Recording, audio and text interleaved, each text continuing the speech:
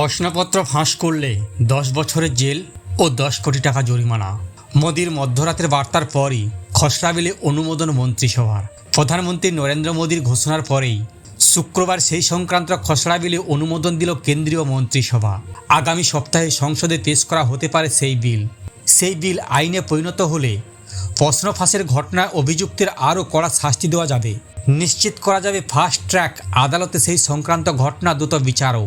সূত্র বলছে, বিল আইনে পরিণত হলে প্রশ্ন ফাঁস কাণ্ডে দোষীদের 10 বছর পর্যন্ত কারাদণ্ড হতে পারে, সঙ্গে 10 কোটি টাকা পর্যন্ত জরিমানাও করা হতে পারে। বৃহস্পতিবার রাতে মোদি ভিডিওতে বার্তায় জানান, ফাস্ট ট্র্যাক আদালতে গঠন করে নিট কাণ্ডের অপরাধীদের কঠোর শাস্তি দেওয়ার জন্য খসড়া বিল তৈরি করেছে সরকার। এই বিষয়ে মন্ত্রিসভায় আলোচনা হবে। দোষীদের দৃষ্টান্তমূলক শাস্তির ব্যবস্থা করতে আগামী সপ্তাহে সেই বিল সংশোধনে পেশ করানোর চেষ্টা করা হবে বলে জানান তিনি। বৃহস্পতিবার রাতে 2 মিনিট 55 সেকেন্ডের একটি ভিডিও বার্তায় মোদি বলেন, প্রশ্ন ফাঁস কোনো সাধারণ বিষয় নয়। লক্ষ লক্ষ পরীক্ষার্থী এবং তাদের অভিভাবকদের জন্য যন্ত্রণাদায়ক। তিনি জানান, এই কেলেঙ্কারির বিরুদ্ধে 2.5 মাসে সরকারের তরফে অনেক পদক্ষেপ করা হয়েছে।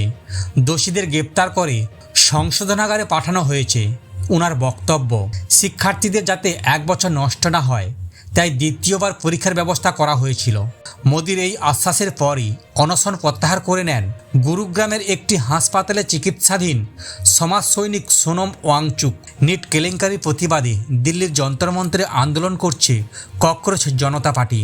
তাদের 3 দফা দাবির মধ্যে অন্যতম, দেশের শিক্ষামন্ত্রীর পদ থেকে ইস্তফা দিতে হবে ধর্মেন্দ্র প্রধানকে। ডাক্তারি প্রবেশিকা নিট কেলেঙ্কারির কারণে গত মে মাস থেকে আত্মঘাতী হয়েছেন কয়েকজন পরীক্ষার্থী। তাদের পরিবারকে 1 কোটি টাকা আর্থিক সাহায্য দিতে হবে বলেও দাবি করেছেন সিজেপি। সমাজ মাধ্যমে একটি পোস্ট করেন লোকসভার বিরোধী দলনেতা রাহুল গান্ধী। সেখানে তিনি লেখেন, মাননীয় মোদিজি, আমাদের ছাত্ররা ধর্মেন্দ্র প্রধানের ইস্তফা দাবি করেছেন। আপনি মধ্যরাতের করুণ ভিডিও দিয়ে তাদের বুদ্ধিমত্তাকে অপমান করবেন না। তারপরেই প্রধানমন্ত্রীকে তিনি দাবির কথা স্মরণ করিয়ে দেন রাহুল। 1. ধর্মেন্দ্র প্রধানের ইস্তফা। 2. পড়ুয়াদের মারধরের ঘটনায় অভিযুক্তদের শাস্তি। পড়ুয়াদের কাছে ক্ষমা প্রার্থনা। মোদিকে নিশানা করেন কংগ্রেস সভাপতি তথা রাজ্যের বিরোধী দলনেতা মল্লিকার্জুন খড়গেও। ওনার কটাক্ষ, একপাক্ষিকভাবে মনের কথা না বলে লোকসভায় অধিবেশনে যোগ দিয়ে নিজের বক্তব্য তুলে ধরুন। নিট কাণ্ড নিয়ে শুক্রবারও সরগরম ছিল সাংসদ।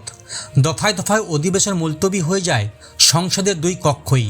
পরে সারাদিনের জন্য লোকসভা এবং রাজ্যসভার অধিবেশন মুলতবি করে দেওয়া হয়। সংসদ চত্বরে কেন্দ্রীয় শিক্ষামন্ত্রী ধর্মেন্দ্র প্রধানের ইস্তফার দাবিতে বিক্ষোভ দেখান বিরোধী সাংসদেরা।